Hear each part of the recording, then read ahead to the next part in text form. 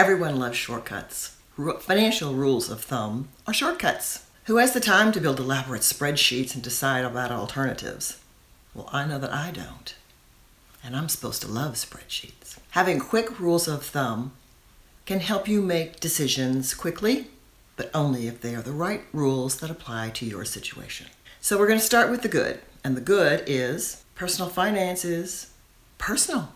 It's unique, just like you. All this week, I'm going to review some common advice on saving, spending, and getting the most of your money. You know, we all get advice from our family and our friends and from the media.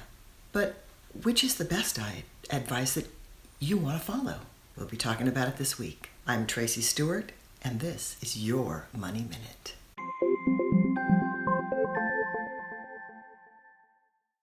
You can't have the good, the bad, and the ugly without starting with the good, because it comes first.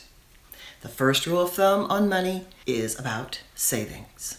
You've probably heard the rule of thumb that you should have 3 to 6 months of your living expenses tucked away for an emergency if, say, your job goes away for a little while. The naysayers argue that this is just going to put you in the situation where you have low interest earning on your money. Well, I think that having the savings account for emergencies outweighs the benefits of the interest, whether interest is low, as it is now, or high, as it most probably will be at some point in the future. The idea is to have liquidity. That means you can access your money quickly.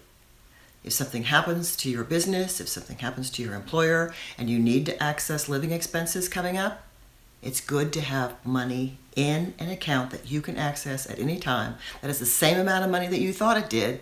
It didn't go down with the stock market.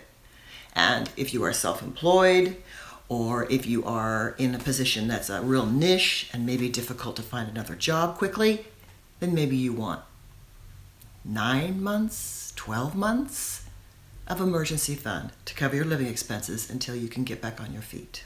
You can assess this. This is only one decision, not like many. Just how long do you think it would take you to replace your income? And that is equivalent to the amount of money you want in your emergency fund. So another aspect is medical history.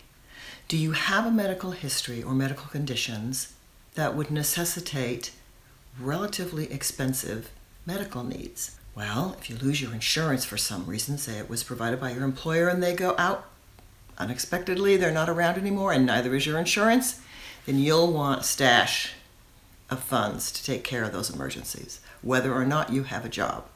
Maybe your emergency fund is for medical situations instead of employment. Be sure to get one.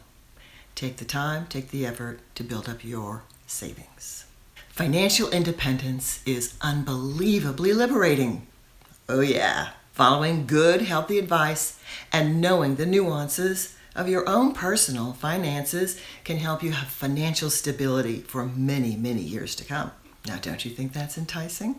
I sure do. Remember, you can subscribe to my YouTube channel to get even more advice on making the most of your money and life in the next episodes of Your Money Minute. Thanks.